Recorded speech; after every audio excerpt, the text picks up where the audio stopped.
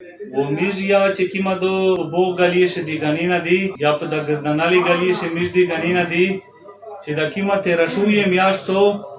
دغه میز اعلان کوي چې دا میز د یودی کمزور نه ایواله پیانو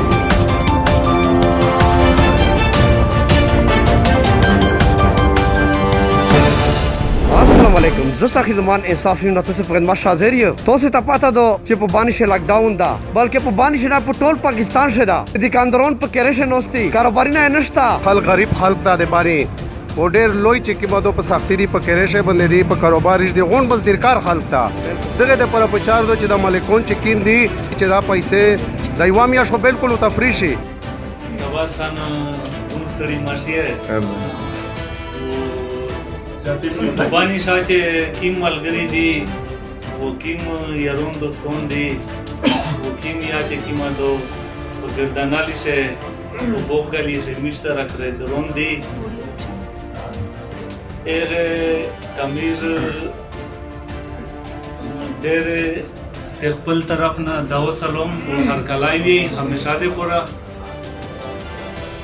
او هیله لري چې دی ډېر شوي او خدای دې آباد لري او خدای پاک ته چې د میشتو سه په وطن په دبانی باندې د کوم مشکلات وروبله ده د چا د کمدرون د قانینا باندې د چا روزګار باندې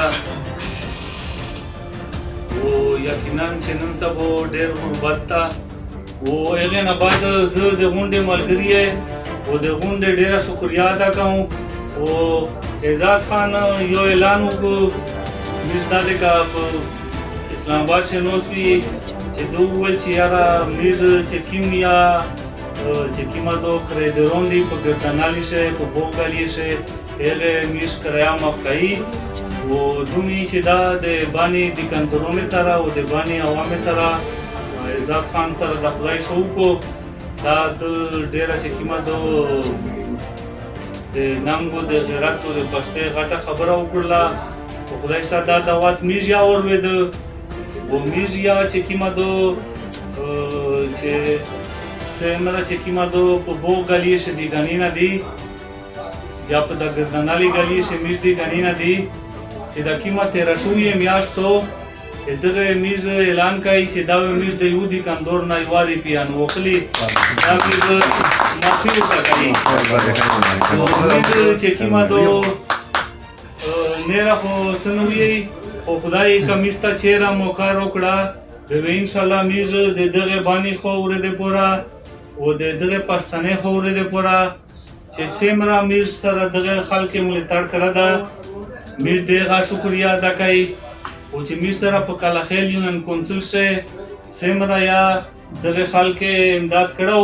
چې شاهد خان کلا خیل په ډیسټریکټ نه زميشه بر کړو میز دغه ډیره شکریا ادا کوي و آینده کمیز بیا ان شاء الله چې څه قدم او غوښتل به واده عوامه د مفاد د پروخله وخلی او زه نه خبره په خپل په دغه شهر سره ختموم